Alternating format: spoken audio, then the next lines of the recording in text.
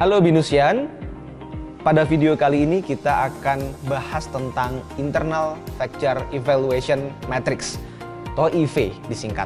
Nah, kemarin kita sudah bahas External Factor Evaluation nih, sekarang kita bahas internalnya. Jadi, faktor internal ini juga penting untuk dinilai, sehingga tahu bagaimana perusahaan harus melangkah ke depannya. Internal Factor Evaluation adalah satu sudut pandang yang ingin membuat perusahaan memiliki keunggulan bersaing. Nah, keunggulan bersaing ini pendekatannya menggunakan Resource Based View atau RBV. Nah, RBV ini adalah satu pendekatan di mana perusahaan melihat bahwa internal perusahaan ini penting banget untuk mendapatkan competitive advantage. Kalau di External Factor Evaluation ada 10 hal yang diamati, untuk Internal Factor Evaluation ada 3 hal yang diamati.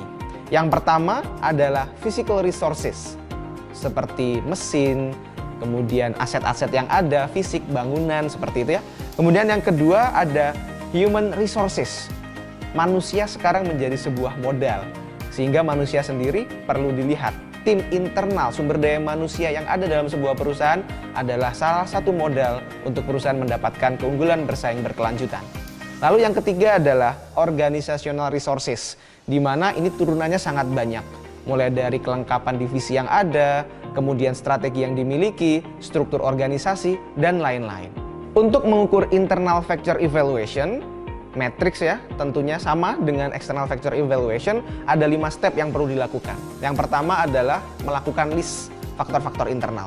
Yang kedua, kemudian masing-masing faktor tadi diberikan bobot. Kemudian yang ketiga, masing-masing faktor tadi diberikan rating. Kemudian yang keempat, setelah tadi ada bobot dan rating dikalikan. Dan yang kelima, ditotal. Semua nilai dari bobot dikalikan dengan rating tersebut yang sudah muncul nilainya. Saya kembali pada satu riset yang sudah saya lakukan pada tahun 2020, di mana riset ini dilaksanakan di Desa Wisata Sanankerto. Untuk internal perusahaan atau internal Desa Wisata Sanankerto ada 6 strength yang didapatkan dari hasil wawancara. Yang pertama adalah dimilikinya kekayaan alam yang melimpah. Lalu yang kedua adalah kemampuan dari para pemimpin yang memiliki skill untuk memanage dengan baik desa wisata ini. Kemudian yang ketiga adalah bisa memanfaatkan strategi pentahelix. Jadi dari internalnya sendiri. Pentahelix ini adalah strategi networking dengan 5 helix atau saluran-saluran penting dalam tumbuh kembang sebuah perusahaan.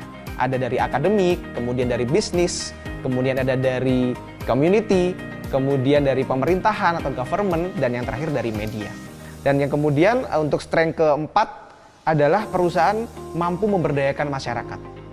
Yang kelima, masyarakat memiliki rasa memiliki gitu terhadap desa wisata ini untuk tumbuh kembangnya. Jadi rasa peduli yang luar biasa, sense of belonging atas masyarakat. Lalu yang keenam adalah culture yang kental. Kemudian weaknesses atau kelemahan dari desa wisata ini yang kami capture ada 4. Yang pertama adalah sumber daya manusianya. Di mana sumber daya manusia ini maksudnya adalah karena pemberdayaan masyarakat itu penting, dan sumber daya manusia di sana masih perlu dilatih untuk work ethics-nya. Kemudian yang kedua, populasi di sana mayoritas masih berpendidikan rendah. Kemudian yang ketiga, edukasi sangat diperlukan khususnya untuk beberapa titik yang masih perlu disadarkan bahwa sekarang sudah menjadi desa wisata. Yang keempat, saat itu desa wisata ini adalah desa tertinggal. Sehingga transformasi dari desa tertinggal menjadi desa wisata masih meninggalkan jejak yang kurang baik dalam hal mental. Jadi ada 4 kelemahan. Nah, kemudian dari masing-masing poin tadi itu dimasukkan pada Internal Factor Evaluation Matrix seperti tersaji pada tabel. Kemudian masing-masing narasumber memberikan rating. Nah, rating-rating tadi itu skornya 1 sampai 4 ya. Kemudian di total jumlah rating yang sudah ada, maka didapatkan jumlah nilai. Bobot didapatkan dari membagi jumlah nilai dengan grand total pada IV matrix. Kemudian rating didapatkan dari nilai rata-rata atas skor yang sudah diberikan oleh narasumber. Selanjutnya kita bisa menemukan bobot dikali rating, di mana bobot untuk strength yang pertama 0,14 dikali dengan rating 4, didapatkan angka 0,57.